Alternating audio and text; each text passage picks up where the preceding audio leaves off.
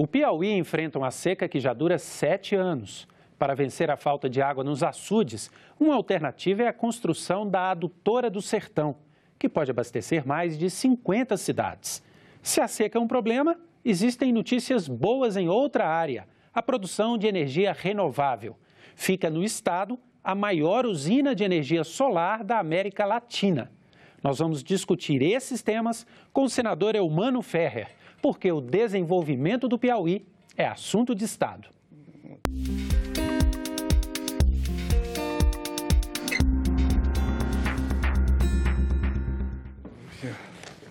Eu sou Ronaldo Martins e tenho aqui a companhia do jornalista Jefferson Dalmoro, da Rádio Senado, que participa do programa Assunto de Estado. Senador Eumano, muito obrigado pela presença aqui no nosso programa para a gente falar um pouco sobre o Piauí. É um prazer estar aqui com vocês e falar da terra que eu mais gosto, que é exatamente o Piauí. Uma alegria para mim. Senador, a gente quer falar de soluções que existem para a seca, mas antes eu queria conversar um pouco com o senhor sobre o problema em si. O Piauí, assim como vários estados do Nordeste, está enfrentando uma seca longa, né? Uma seca de 7 anos. Já vários municípios estão em estado de emergência. Eu queria que o senhor desenhasse para a gente um pouco desse quadro hoje no Piauí. Qual que é a situação do estado hoje em relação à seca? Bom, hoje é bem melhor do que alguns anos atrás. Estamos tendo um razoável ou mesmo bom inverno, ou seja, está chovendo regularmente. Região dos Cerrados chove desde outubro, novembro, onde tem a grande produção agrícola, ou seja, o ano passado ela foi de 3.800.000 toneladas e esse ano há uma previsão, de acordo com a Conab, de 4.400.000 toneladas de grãos. Mas aí é uma região boa, que integra o Matopiba, quer dizer, uma região que integra o Maranhão, Piauí, Tocantins, Ceará. Exatamente. Quatro estados. Exatamente, os 4 estados. Mas nós temos o semiárido, aí sim. Isso ciclicamente, historicamente, sempre foi um grave problema e desafio para todos nós. E que o Piauí tem uma área, mais de 50% do território, com esse problema de secas periódicas. Tivemos um período de 6 anos de seca. E parece-nos que estamos saindo dessa triste passagem, desse triste período de secas e irregularidades que redundou em prejuízo da economia, sobretudo do agronegócio. Senador, são 40% dos municípios do estado em situação de emergência. Como é que isso tem sido encarado com as prefeituras e com o próprio governo do estado? Sobretudo no semiárido, né? No semiárido, exatamente, no caso da seca. Esse é um problema constante. Lembro-me, quando cheguei no Piauí há mais de 50 anos atrás, não é? Em 66, já era um desafio. A visão que eu tive ao chegar no estado era um carro-pipa, no Porto Fiscal, na Chapada do Araripe, onde hoje é a cidade de Marcolândia, que à época era um pequeno povoado. Em decorrência dessa migração rural-urbana, que caracterizou os graves problemas que nós temos hoje na cidade, elas não estavam preparadas, isso há 50, 60 anos atrás, e houve ocupação desordenada dos grandes centros urbanos do país. E a imagem que eu tenho hoje, de quando eu cheguei no Piauí, é de um carro-pipa. Ainda nós estamos gastando no Piauí, se gastou durante esse período de 6 anos de seca, com uma média de 100 milhões por ano. E no Nordeste, quase 1 bilhão de reais no programa emergencial de carro-pipa. Até quando, eu pergunto? Então, nós temos que buscar soluções definitivas, soluções permanentes para esse grave problema. Tecnologia se tem, avançamos muito, houve um crescimento no Nordeste, no próprio estado do Piauí, mas persiste esta questão de cidades sem água. Cidades abastecidas nesse período com carro-pipa. Quando nós, no Piauí, por exemplo, tem um rio permanente, que é uma das 12 grandes bacias hidrográficas do Brasil, que é o rio Parnaíba, não é? E o Piauí tem o que nenhum outro estado do Nordeste tem: dois grandes aquíferos, o aquífero Cabeça e o aquífero Serra Grande.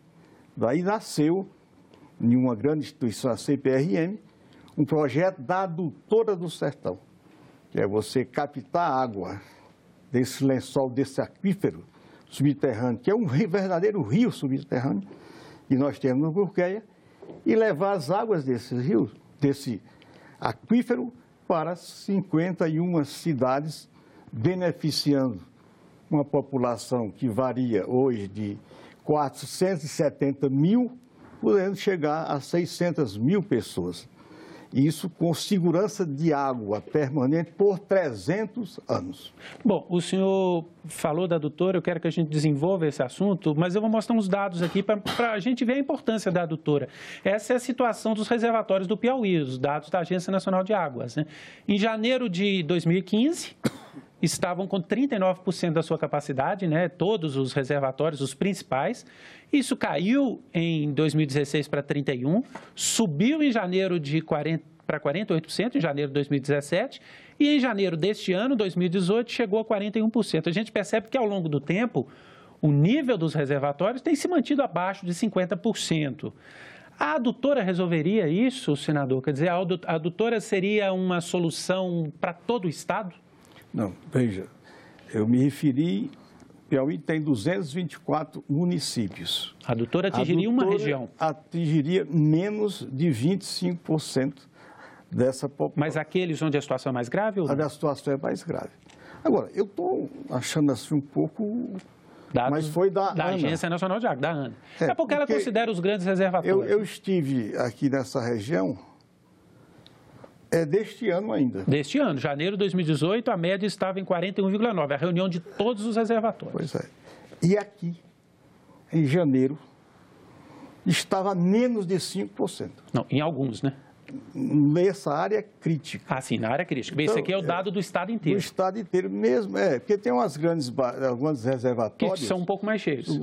Quer dizer, e também o volume desses outros é maior. São bem maiores. Por exemplo, estou me referindo à região do semiárido, são barragens de 24 milhões e 700 mil Cajazeiras, metros. por exemplo. O senhor, recentemente no Senado, inclusive, falou de Cajazeiras. Falei, Cajazeiras. Eu conheço esse açude há 51 anos, quando eu cheguei no Piauí.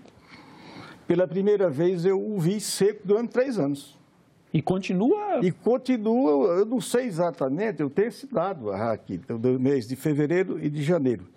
Quer dizer, eu estava lá uma verdadeira mata, menos uma de floresta. 5%, este menos de 5%. Não, quando eu estive lá, estava zero. Nem lama tinha. Eu desci lá na parte da bacia hidráulica do açude, tanto o de Cajazeiras, que são 24 milhões e 700 mil metros cúbicos, como o da cidade próxima, que é Fronteiras, uma barragem de 52 milhões e 800 mil metros cúbicos, que estava com 2,8%. Quer dizer, nenhum lençol, aliás, o volume morto, não existia. Era uma lamazinha. Esse é o segundo, né? Uhum. Então, é uma situação dramática. Para esses municípios, sim. A adutora vai chegar até lá. Quer dizer, até a cidade de Pio IX. Quer dizer, pegando ali o município de Simões, de Fronteiras, né, região de Picos, tal, em direção ao Gurgueia. Quer dizer, é uma solução, permanente, duradoura. Agora, o estudo de viabilidade dessa adutora está sendo feito, vai ser feito agora neste ano, com recursos do governo federal, recursos da FUNASA, e o estudo foi contratado por uma Secretaria de Estado, Secretaria de Defesa Civil. Agora, o senhor falou antes da migração que a seca causou do campo para as cidades, né, levando problemas para as cidades do Estado mesmo. Mas muitas dessas cidades também hoje vivem esse problema da seca.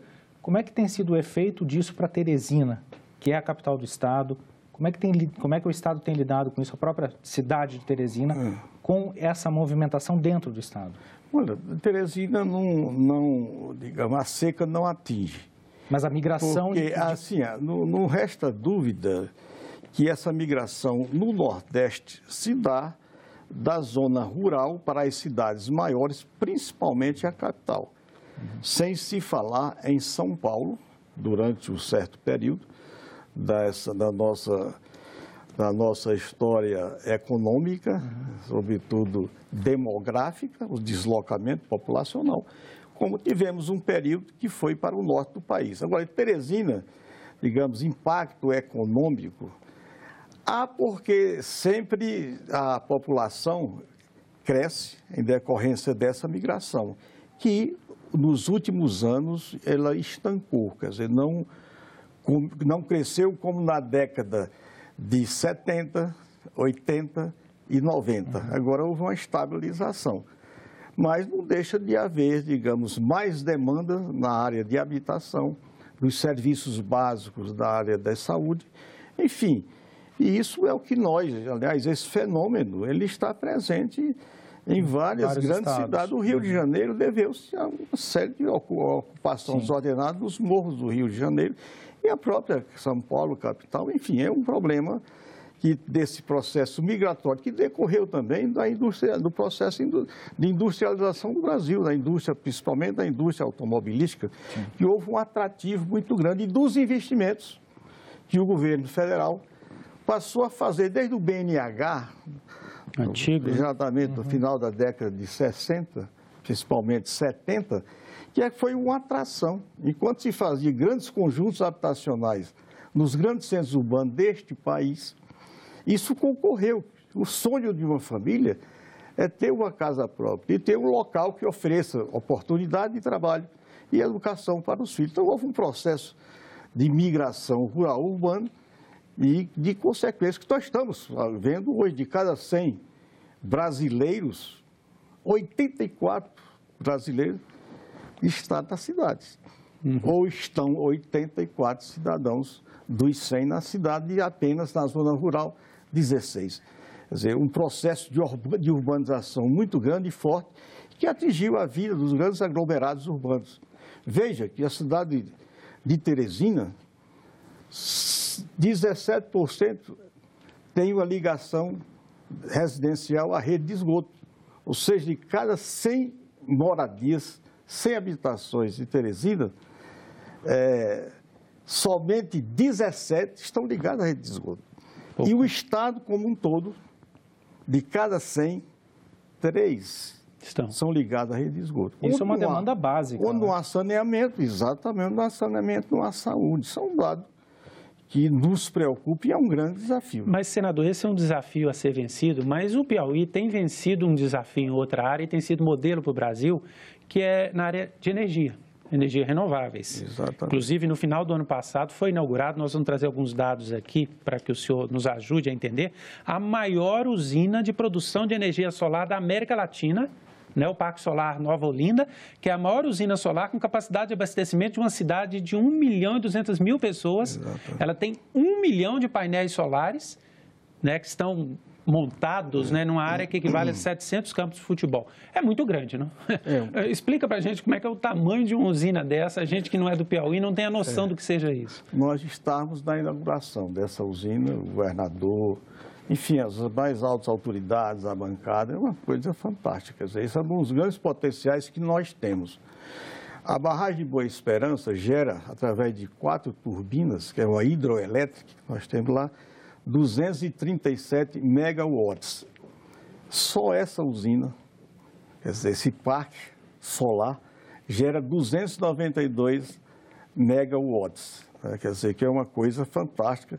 E, para se fazer a barragem da Boa Esperança, essa usina hidrelétrica, teve um impacto ambiental muito grande. Muito maior que esse. Não, e desse não tem impacto, interessante, não tem impacto ambiental, muito pelo contrário. Ele tem um aspecto social muito importante, que geralmente são áreas arrendadas e pessoas que não tinham, digamos, uma renda fixa, passaram a ter por 20 anos. Quer dizer, isso talvez seja renovável, provavelmente. A área onde ficam os painéis. Exatamente. Aliás, essa aí é uma área bem menor. Eu já estava confundindo com a energia eólica, mas essa parte aí é de uma área de 700... Campos de futebol, 700 hectares. 700 hectares, exatamente. Então, isso não tem problema. E a parte ambiental tem uma compensação, que é significativa, né? Agora, eu estava me referindo... A eólica, que o senhor pode falar também, porque é outra coisa que o Piauí essa aí, que nós estamos gerando de energia solar, é essa usina que é a maior da América Latina, realmente é. Mas o potencial do Piauí tem outras usinas solares sendo instaladas no momento atual. E com o potencial, nós temos mais de 3.000 horas de sol por ano de insolação. Isso é uma capacidade fantástica. A parte, já a energia eólica, essa que eu estava me referindo... Do vento, né, para as pessoas entenderem, que essa aqui vem do sol, a eólica vem do vento. E o outro vem do vento. E veja bem, não é no litoral. Ele está a mais ou menos a 700, 800 quilômetros, aliás, 700 quilômetros da praia. No sul do estado, então. Na Serra da Chapada do Araripe. Pega ali o estado do Piauí, o estado do Ceará, principalmente o estado de Pernambuco, da região de Araripina. E o Piauí está gerando hoje 1.440 megawatts de energia eólica em 52 parques eólicos. E sendo instalados mais 32 parques eólicos com a capacidade de 932 megawatts. Para completar esse dado do senhor, o Piauí hoje já é o quinto maior produtor de energia eólica do Brasil. Do Brasil, é o quinto. E cremos que em menos de 10 anos vamos passar para o segundo lugar em energia eólica. Ou seja, o potencial é fantástico. Essa energia, ela serve ao povo do Piauí ou ela está sendo exportada? Não, nós temos um sistema nacional, né, que é integrado. Né, joga lá dentro e é distribuído. Uma boa parte pode ser, mas ela está sendo toda, porque, veja, isso são feitos por iniciativa privada. E elas, antes de entrar no leilão, eles já ganham, digamos, aquelas que têm a disputa no leilão e ganham aqueles parques bem estabelecidos anteriormente, ele já está vendendo a energia para, digamos, depende do ano, 2 anos depois, 3 anos.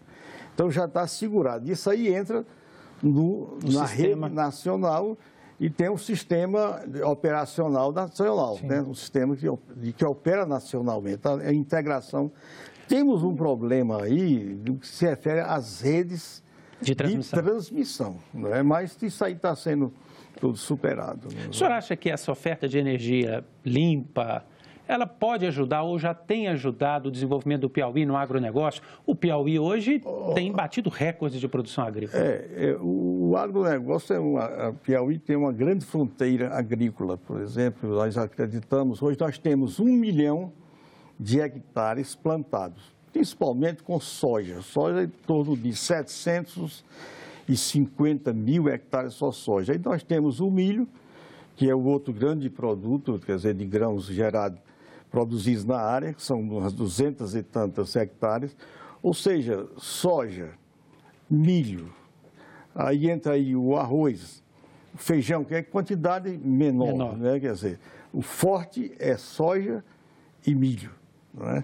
Então, nós estamos ocupando hoje uma área de 1 milhão de hectares.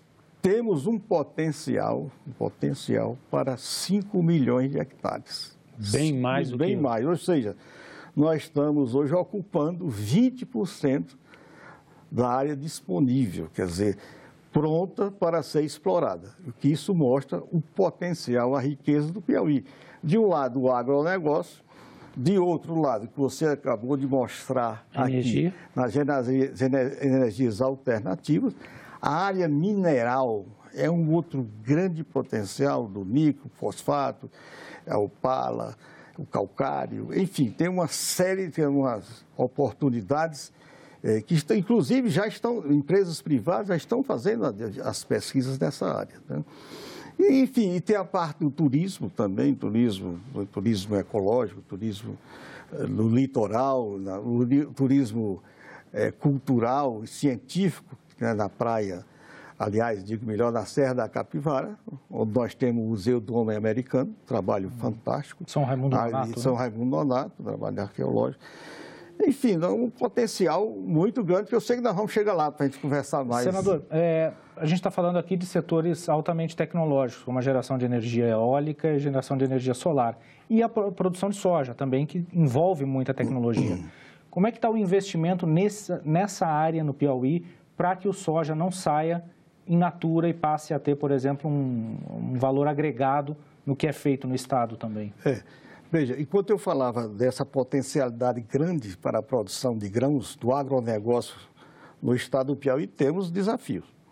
Quer dizer, há uma demanda insatisfeita com relação à energia e há um reclamo muito grande no que se refere a estradas, principalmente aquelas estradas estaduais que dão acesso à BR-135, que eu considero a espinha dorsal do estado, por onde se escoa toda essa produção de grãos, que estamos com um grave problema.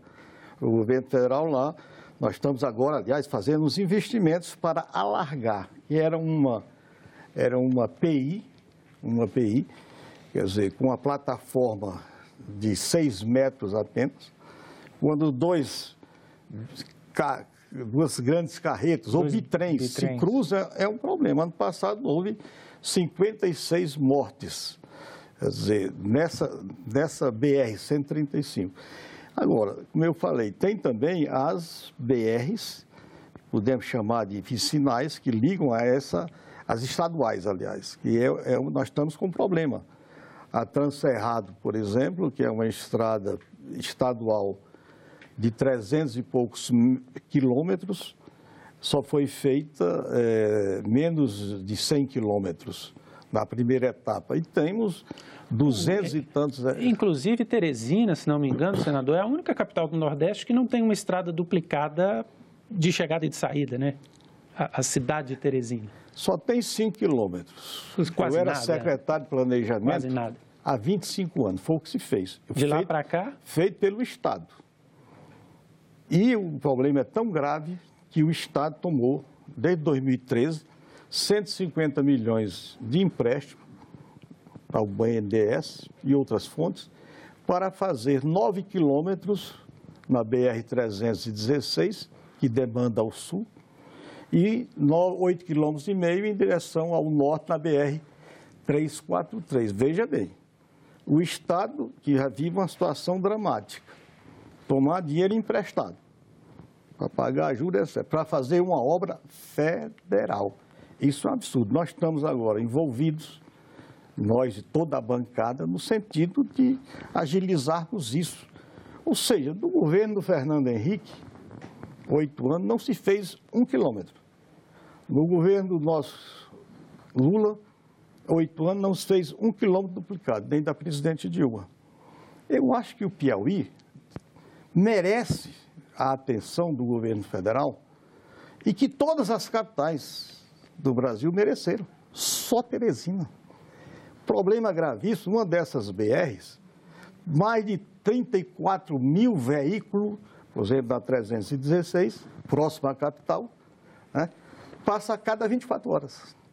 Quer dizer, não é possível, é inaceitável essa situação. Como da própria BR-135, lá no extremo sul, por onde se escoa toda a produção de grãos dos cerrados. Quer dizer, você tocou numa coisa que às vezes a gente se irrita com o tratamento desigual ao estado do Piauí. É inaceitável. Eu nominei aqui as pessoas porque é preciso se fazer isso. Eu estou tentando, com o presidente atual, o presidente Temer, quer dizer, 18 quilômetros. Quando eu vejo Recife, Natal, Recife, João Pessoa, Campina Grande, e aí vai, tudo duplicado. E lá, 30, veja bem, a BR-316 liga o norte ao sul. Quer dizer, Belém, São Luís. E o estado do Piauí tomar dinheiro emprestado para resolver um problema de Teresina, como você falou. Quer dizer, é inaceitável, né, uma coisa dessa natureza. É inaceitável. Senador, muito obrigado pela presença. Já terminou? Já terminou, foi rápido. Eu falei demais, né? Não, mas o senhor falou daqueles assuntos fundamentais, porque nem sempre todo mundo no Brasil conhece em detalhes o que é o Piauí. Acho que o senhor conseguiu mostrar para a gente muito do que é o Piauí. Graças a vocês, né? A bondade de vocês. Muito obrigado pela presença. Eu que agradeço a vocês. E nós agradecemos também você que está nos acompanhando. Você já pode ver essa entrevista também lá no nosso site, senado.leg.br. Você pode baixar, distribuir nas suas redes sociais. E sempre que quiser entrar em contato com a TV Senado, ligue de graça para o 0800 61 22 11. Muito obrigado pela companhia. Até a próxima.